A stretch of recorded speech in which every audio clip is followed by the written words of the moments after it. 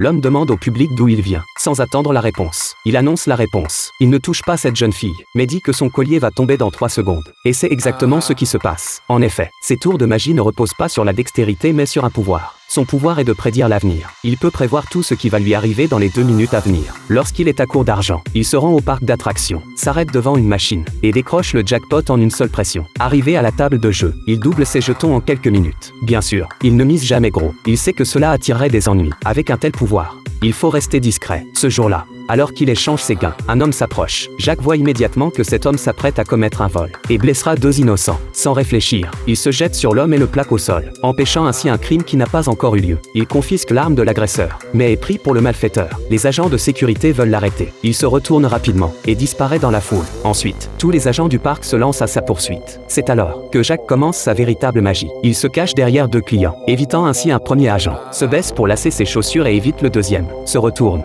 ferme les yeux pour se reposer, évitant le troisième, s'arrête pour regarder sa montre, se déplace en même temps qu'un passant, évitant le quatrième, tourne dans l'allée, évitant le cinquième, slalom dans les angles morts des 6e et 7e agents, passe tout près d'eux, sans être repéré. La sécurité du parc surveille les caméras, le voit se promener, aucun agent ne le remarque. Ils deviennent fous. Jacques entre dans les toilettes, enlève sa veste et sa chemise, profite qu'un client se lave le visage pour lui emprunter son chapeau, se transforme en cow-boy, sort et baisse la tête devant le distributeur, évitant les 8e et 9e agents, puis quitte tranquillement par l'entrée principale, profitant des 2 secondes d'inattention du voiturier. Il monte directement dans une voiture de sport inconnue, s'échappant avec succès. Jacques rentre chez lui, pour découvrir que ses ennuis ne font que commencer. Il prévoit rapidement que dans 2 minutes quelqu'un va frapper à sa porte, ayant besoin de son pouvoir de prédiction, car Jacques avait révélé son don dans son enfance. Il est depuis fiché, mais Jacques refuse d'aider, n'ayant jamais été traité normalement depuis son enfance, et prévoir 2 minutes à l'avance ne peut pas aider pour une enquête importante. Mais la femme a déjà encerclé l'endroit. S'il refuse, elle utilisera la force. Jacques s'enfuit immédiatement, avant qu'elle ne le trouve. Il fera en sorte de ne jamais avoir été trouvé. Jacques a un autre secret. Il peut prévoir qu'il rencontrera sa femme idéale, qui apparaîtra un jour dans un café, sans l'avoir rencontrée. Il est déjà amoureux d'elle.